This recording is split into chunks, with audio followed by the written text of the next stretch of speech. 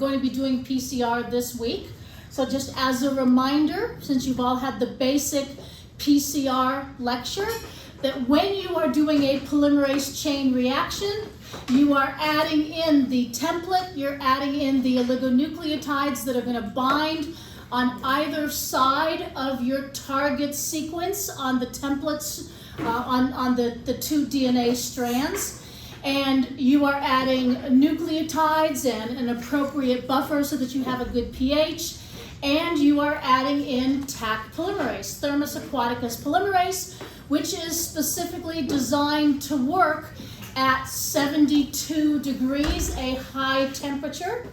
And the 3 steps of PCR are denaturation of the 2 strands of DNA, annealing of the oligonucleotides to their target sequence, and extension by the Taq polymerase of in a 5' to 3' direction of both of those primers. And you do need a primer to be able to initiate the DNA sequence addition with Taq polymerase. And also, as a reminder, the denaturation is at a very high temperature, usually in the 90 to 94 degree range, so that you can make sure you're completely denaturing the DNA. The annealing temperature is going to be determined by the sequence of the oligonucleotides that you are binding. The longer the oligonucleotides, or the higher the GC content, the higher the melting temperature will be. And so the annealing temperature is usually about 5 degrees below the melting temperature. And also, remember that I told you during your lecture that if you order an oligonucleotide from a company, such as IDT, which is up here in Carlsbad, or has a branch in Carlsbad, on the paperwork they send you, they will tell you what the melting temperature is, so you don't need to worry about calculating it, although there are formulas that you can find online if you needed to do that. So denaturation, annealing, and extension.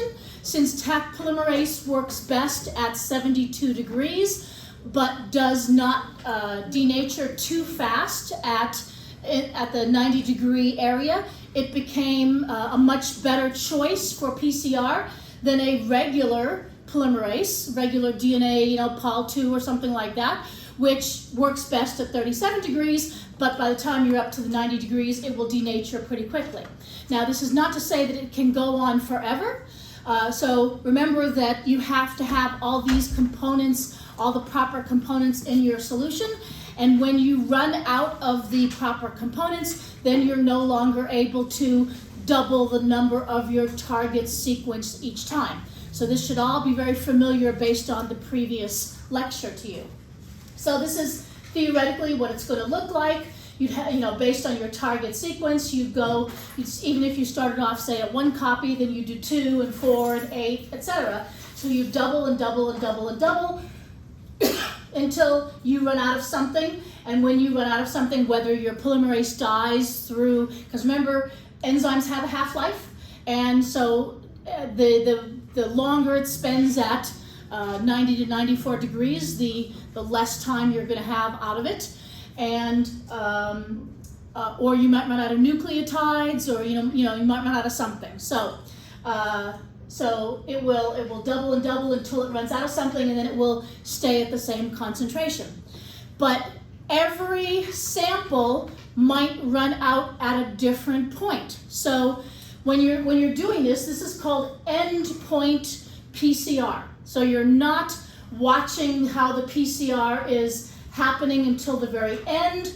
When you take your sample, like we did, we got the result of our PCR, and at the end of our PCR reaction, we ran it on a gel to see how it worked. And you guys saw on the gel, everyone had potentially different concentrations of the target sequence. So, and it might have been because maybe a little more template went in, or maybe in your particular sample you had a little bit less enzyme, so the total enzyme died out sooner, etc. So you don't know exactly how much template you had in there if all you're doing is looking at the end result of the PCR. So ways needed to be addressed to come up with a way to try to measure how the reaction is going before it actually finished, before it ran out of something. And so this is the idea behind real-time PCR. It measures in real time what's happening. Now, a big advantage in real-time PCR, what you did in class or are going to do in class is completing the PCR reaction, waiting for all the cycles to finish, and at the end of the cycle finishing, then you're running the gel and staining the gel and taking a picture of the gel. All of this takes time. So if there was a way to monitor what was happening in the tube while it was going on, this is a big advance, or this was a big advance when people came up with this idea first, so that they no longer have to run it on a gel, and they no longer have to wait until the end of the reaction to see what's going on. So basically they can pick a point maybe halfway into the reaction and say, okay, you know, how much sample are we going to have? So basically so this is like a theoretical idea, and theoretically there's a baseline below which you're not going to be able to detect the target sequence being made until you achieve a certain number of copies. So even though it looks like there's high here, that's actually just the nucleotides it's measuring, and so it'll be approximately the same for a while until you're able to start measuring the amount of target that's being made. And you want to choose your point that you're going to measure before it starts leveling off due to running out of one of the components in the solution. So you want to get it while it's still in basically logarithmic growth phase, just like you did with the bacteria. So there are different ways that people have come up to do this. So this is an example, again, of why this might be needed. So this is just a series of 10-fold dilutions. So this one was the most concentrated DNA, and they diluted it 10 times, diluted it 10 times, diluted it 10 times, etc. So you can see that even though they all start off sort of in the same range, they run out of things in the reaction at very different places. So while this one had the highest DNA concentration, this one, which is 10 and 10 and 10-fold diluted, actually had a higher yield of product. So if you were just running all these on a gel, you would not get an accurate idea of if these were, say, different things that you were trying to amplify, you would not get an accurate idea based on this endpoint PCR analysis of maybe, which ones were in actual higher concentration in a cell.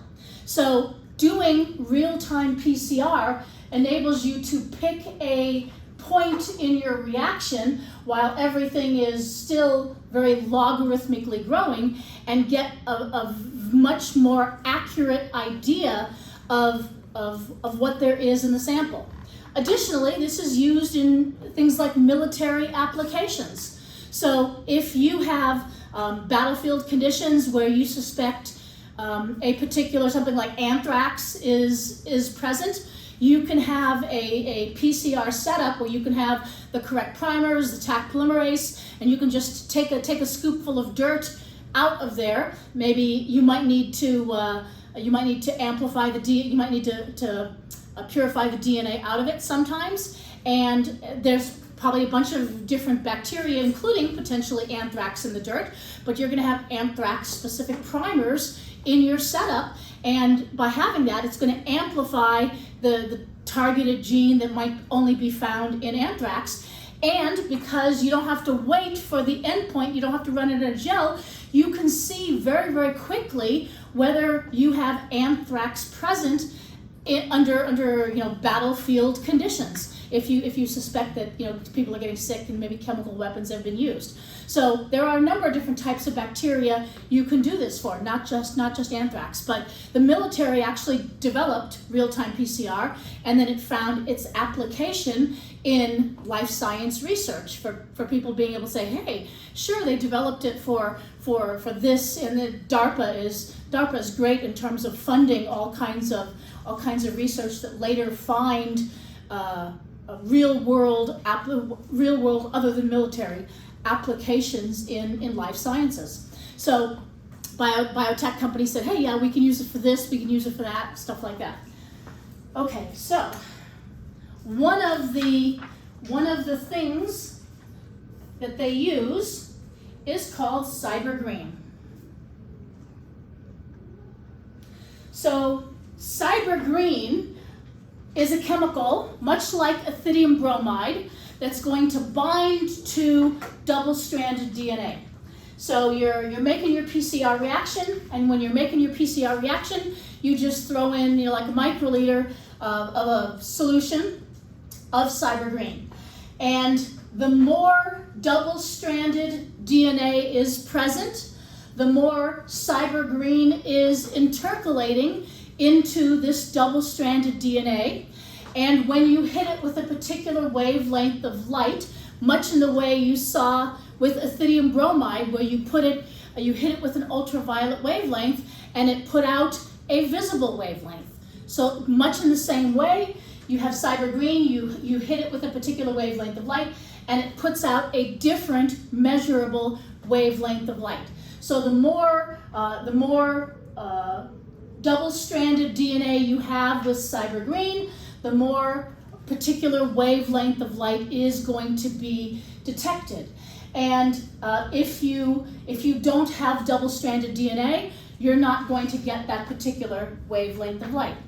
So it's pretty simple to use. Cybergreen is pretty simple to use. So there are advantages and there are disadvantages to using cybergreen.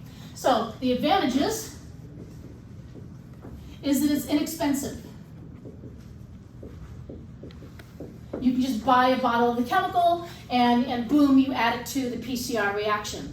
It's easy to use. So there's no design or optimization of primers or anything like that that's needed to be able to use it. As I said, you just plunk it on in there, and it's fairly sensitive. So it's able to fairly accurately represent how much double-stranded DNA you have. The more you have, the more of that particular wavelength of light you're going to get. But having said that, in anything in biotech, there is no magic bullet that works all the time. So there are also some disadvantages to using cybergreen. So the disadvantages: it will bind to any double-stranded DNA.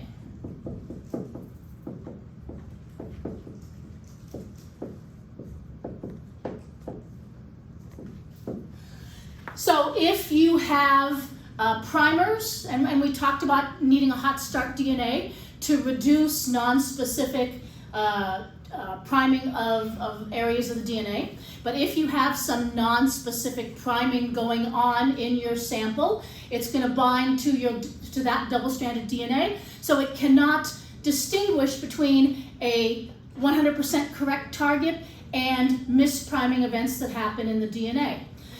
It also cannot distinguish between what's called primer dimers.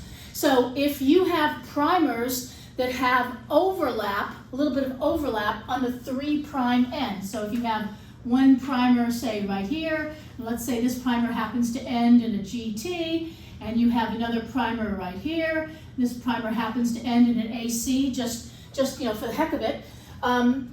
When you mix those two primers together in solution, the 3' ends are going to bind to each other during the annealing phase, and then when polymerase comes along, it's going to extend this, it's going to extend that, and boom, you get something called a primer dimer that's double-stranded DNA. Now, when you are when you're designing your primers with a company, there are programs that you use to say, how much of a possibility is this? Should I worry about this? And so the programs can alert you to the fact that this is going to be a huge problem or shouldn't be a big problem, and then you can say, okay, do I need to change the sequence of my primers and stuff like that. So if you have primers that can bind to each other and make double-stranded DNA, even though it's completely not your target at all, the cyber green is going to be able to bind to your double-stranded DNA. Okay, and as in this case, non-specific reaction products. It's difficult to use in multiplexing.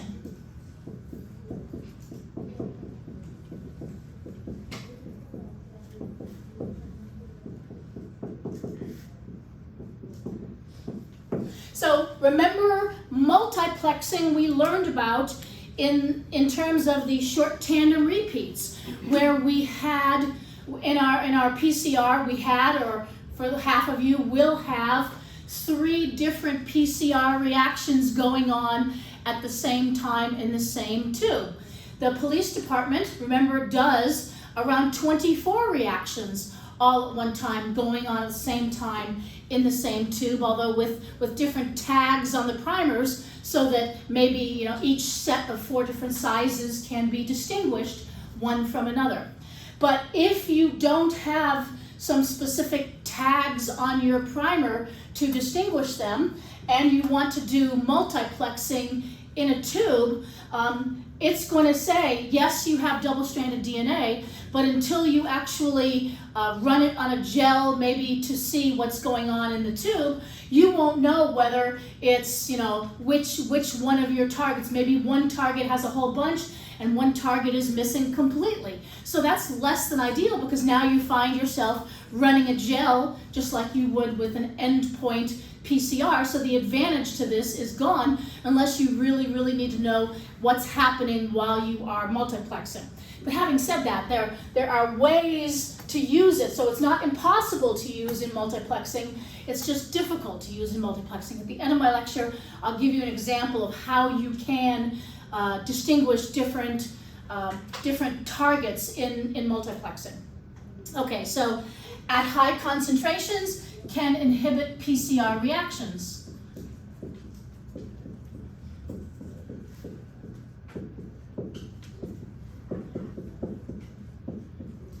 But having said all that, if you're just looking to quickly ascertain whether you have a single or maybe even only 2 that you can distinguish through melting temperatures, maybe 1 or 2 targets, real-time PCR is an excellent type thing to use in your experimentation. But again, there's no one magic way of doing it, so different companies come up with different ways of doing things. One company invents cyber green and puts a patent on it, so no other company is allowed to use it with their technology unless they license it, and the licensing fee might be pretty hefty, so they're like, we're going to spend a little bit of money and find a way around this. So companies have found a different way of doing things.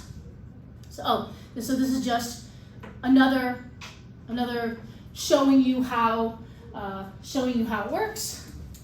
So here you'd have a strand of DNA, here you'd have a primer.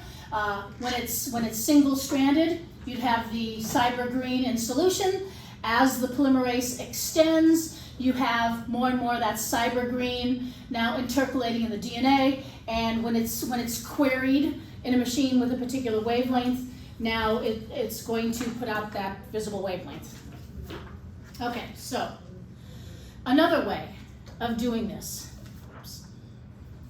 There we are. Another way of doing this is using TACMAN. And TACMAN is a very specific polymerase that is used that has a 5' to 3' exonuclease in it. And it's used in conjunction with an extra primer that is specific for the sequence that you are trying to amplify. So here is your regular 5' to 3' and 5' to 3' template strands. And these are the oligonucleotides right here and right here that are binding to each side of your two DNA strands that you want to amplify. In the middle of the sequence that you are trying to amplify, you're going to make another primer. You're going to have a company make another primer that is very specific to the sequence that you are looking for. So now this addresses one of the problems with Cyber Green is you can use it in multiplexing and it's specific for the target. So you can tell, am I making more of my specific target that I'm looking for, and can I use it with multiple different reactions at the same time? Because every different reaction that's going to have a different primer bound to it in the center of it, each individual primer now can be distinguished on the basis of little tags that are put on both sides of the primer. And so there is a tag on the 5' end of the specific primer that's called a reporter, and there's a tag on the 3' end that's called a quencher.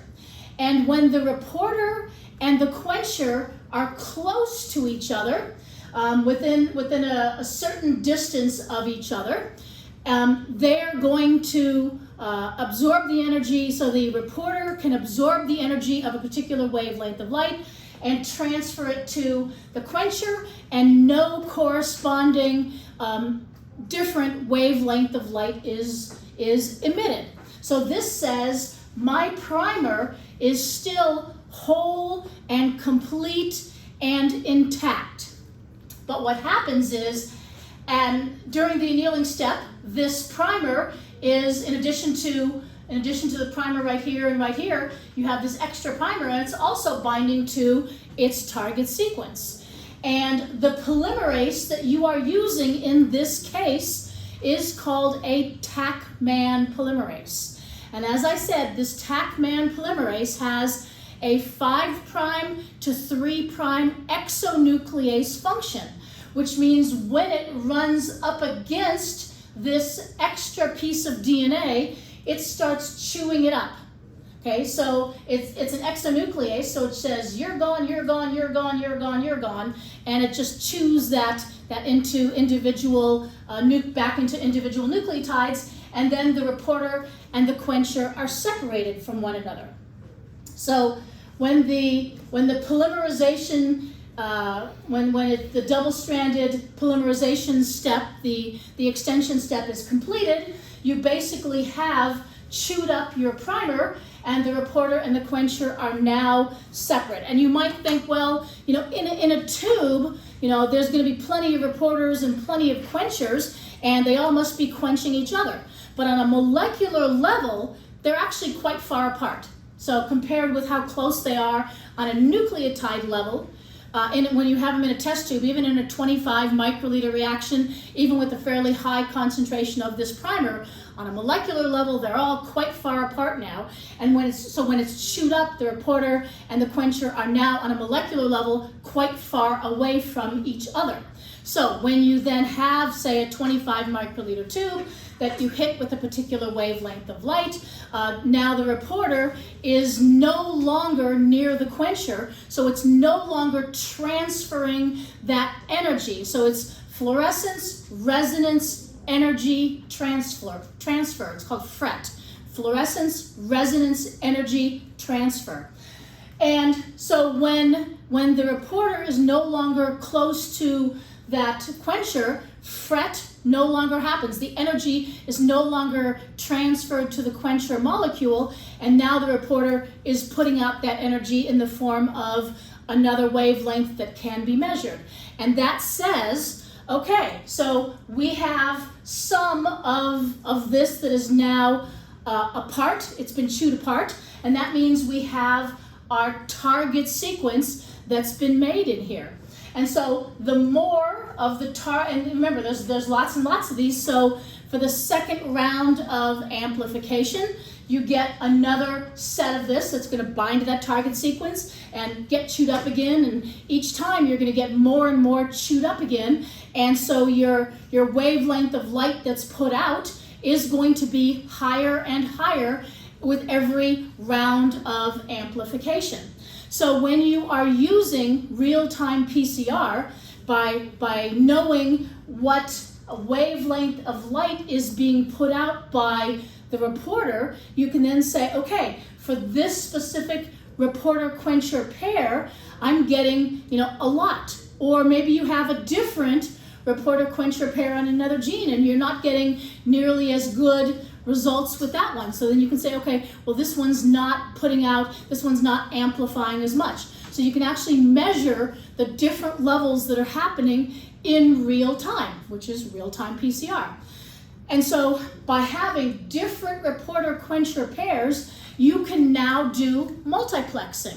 And there are a lot of reporter-quencher pairs that you can have.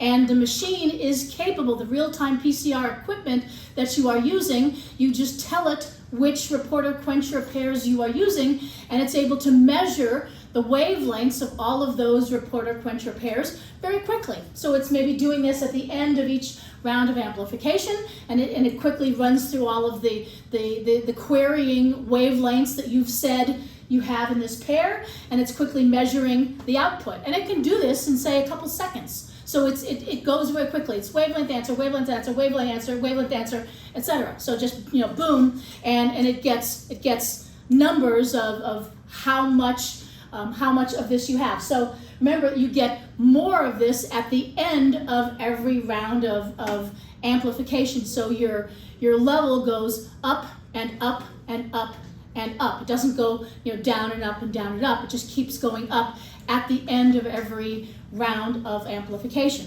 Now this is different than cyber green, because remember, cyber green, you just have a certain amount of cyber green in there, and it's putting out a specific wavelength of light depending how much is in double-stranded DNA.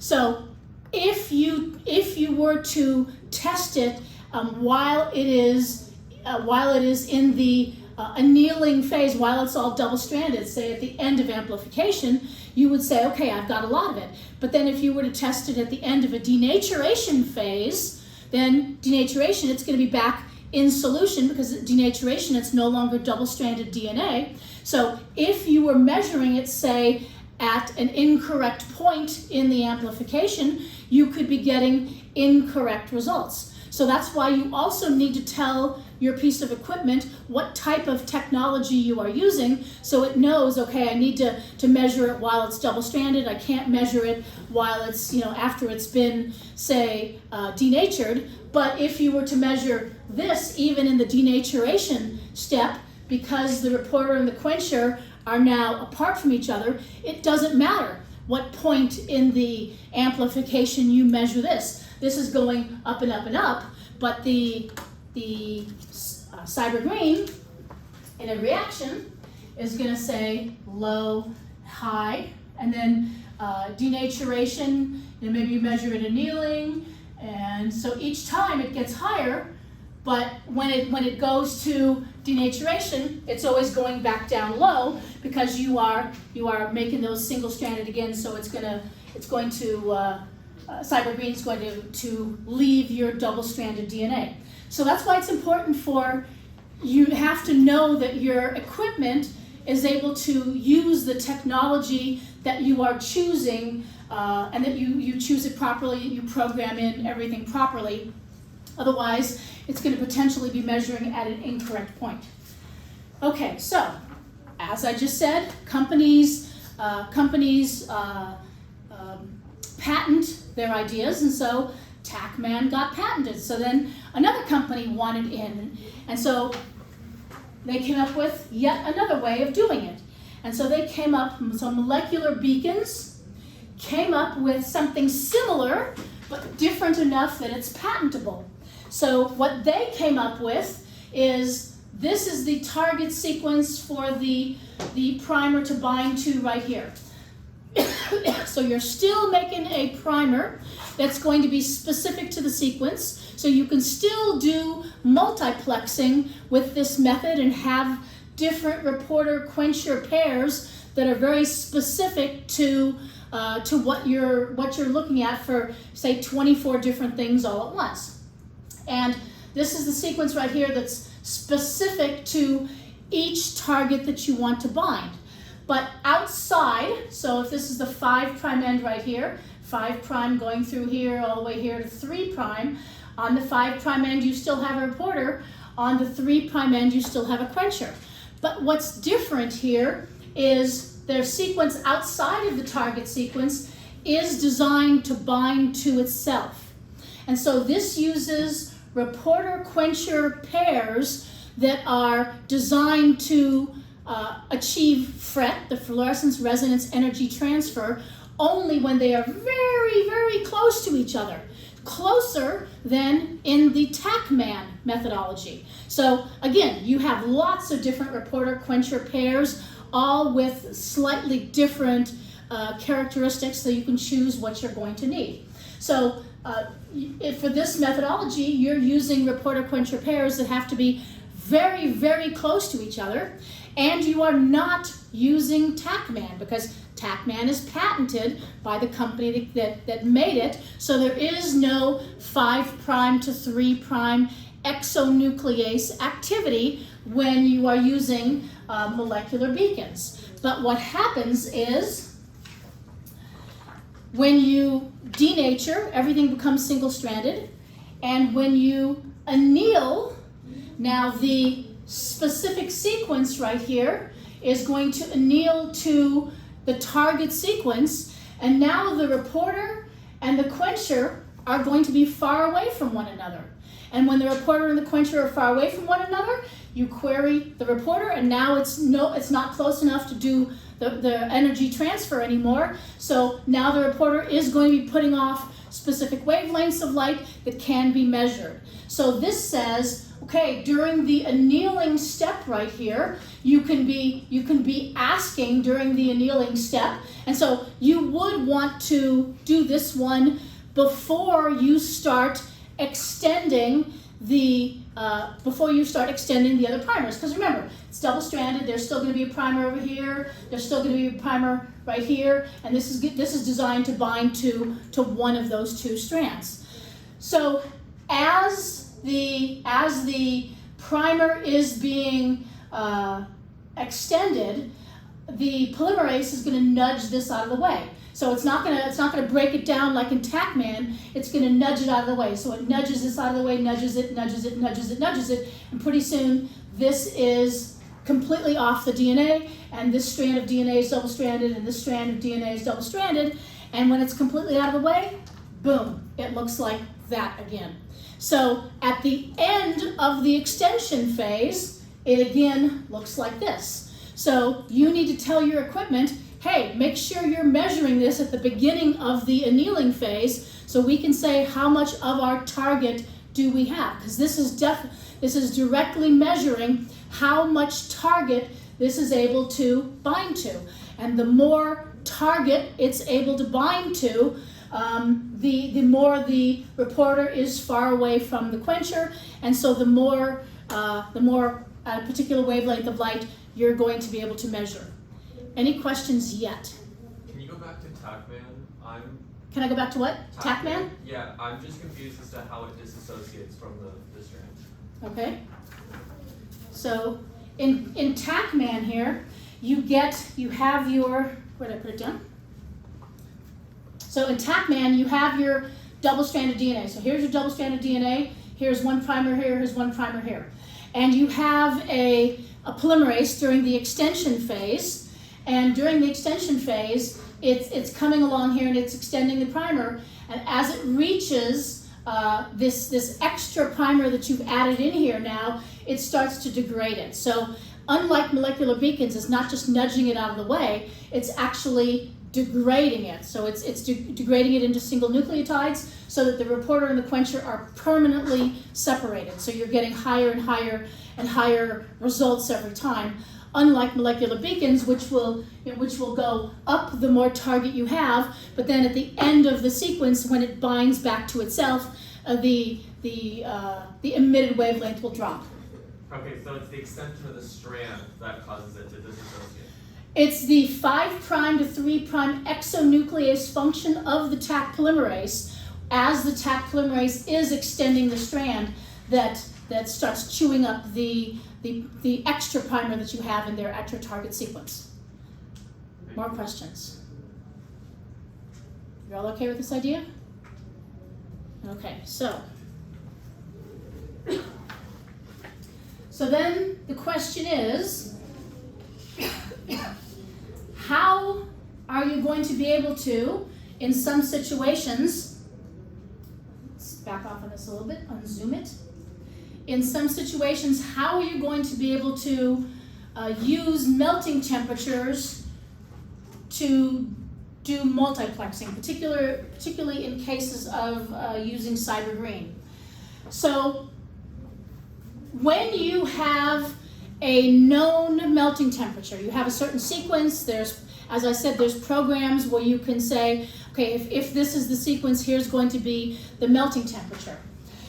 As your DNA target, because your target's going to be much shorter than your template strand. So remember in the PCR lecture, we saw that the template strand can be, your entire DNA genome can be very, very long, but you're going to have primers in a much shorter area. So you have one primer here, and you're just basically going to end up amplifying this really short piece.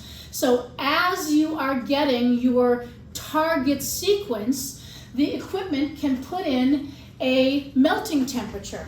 And so a melting temperature step. So for your target sequence, it will, as it's going into the denaturation step, it's saying how much of this is double-stranded. This is measuring the change.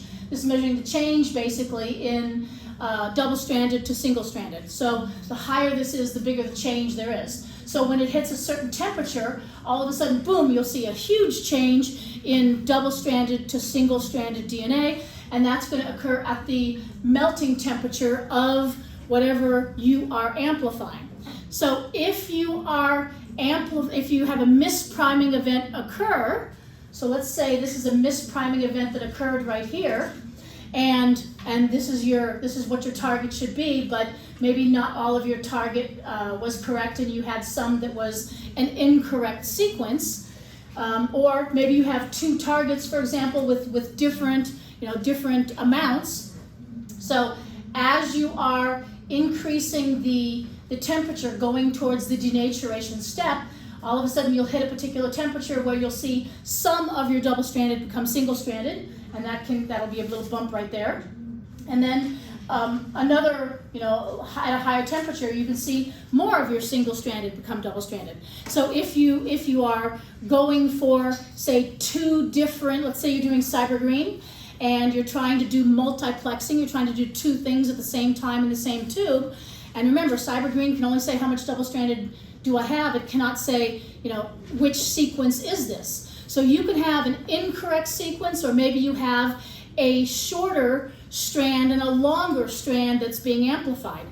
As in the case, for those of you you've already had the STR lecture where you learned how the police department has different sizes of target sequences, and so those different sizes of target sequences are going to have different melting temperatures. So if you needed to, you can tell a shorter strand from a longer strand, for example. Now, this would not be used in police work because 4 bases is not enough to really say, is there going to be a huge difference here? But if you were doing multiplexing of a larger target versus a smaller target, you could say, okay, I've got some of this size and some of this size, and you know what the melting temperatures are because based on your target sequence, there are, again, these programs that can calculate it for you. So that's what you would do in the real world if you needed to do multiplexing on something with CyberGreen.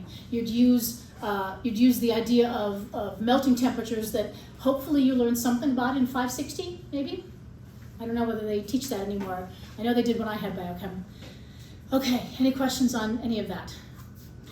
On your last DNA exam, there is going to be a question on real-time PCR.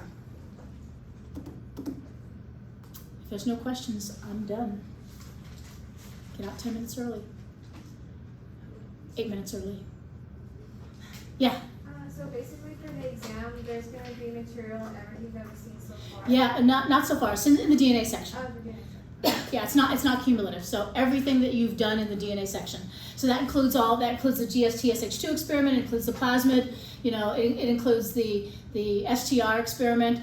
There's going to be a question on sequencing. There's going to be and next week you're getting next gen sequencing. So I think that's the last lecture that you get is on next gen sequencing. So there's going to be a question on tissue culture and stem cells. So you had a lot of material, and it's not like incredibly complex. It's a fairly, like the question I ask on tissue culture and stem cells, it's basically going to be something I specifically said in my lecture. So a lot of the questions are like that. It's things I specifically said in my lecture. Yeah. Are there any other calculations that we need to know? Oh, there's always calculations. There will be a calculation question. You do calculations in the plasmid prep, right? Yeah. You do calculations in the STR experiment. So any calculation that you do is fair game. Yeah. This is a question about the different types of PCR in real-time PCR. So with the last one, with the loop, would that be reusable then? Yes, good question, yeah. So, you wouldn't reuse it from one reaction to the next. In the same reaction? In the same reaction, it's usable, yeah. And then for the TACMan, will you have to keep replacing it for that same reaction then? Since No, usually you're putting enough in that you're going to have enough to degrade for your entire reaction. When you set this up with a company, they give you amounts. They say, they'll give you a protocol that says add this, add that. So there's, amazingly enough, when you start working in biotech, if you're doing some of the basic work in biotech, usually somebody else is figuring that all out for you. But if you want to progress in your job, you're going to have to be the one that knows how to figure how to do the math and how to do the calculations. But when you're starting as a first job, probably someone else is doing the calculations because they don't want you to mess it up.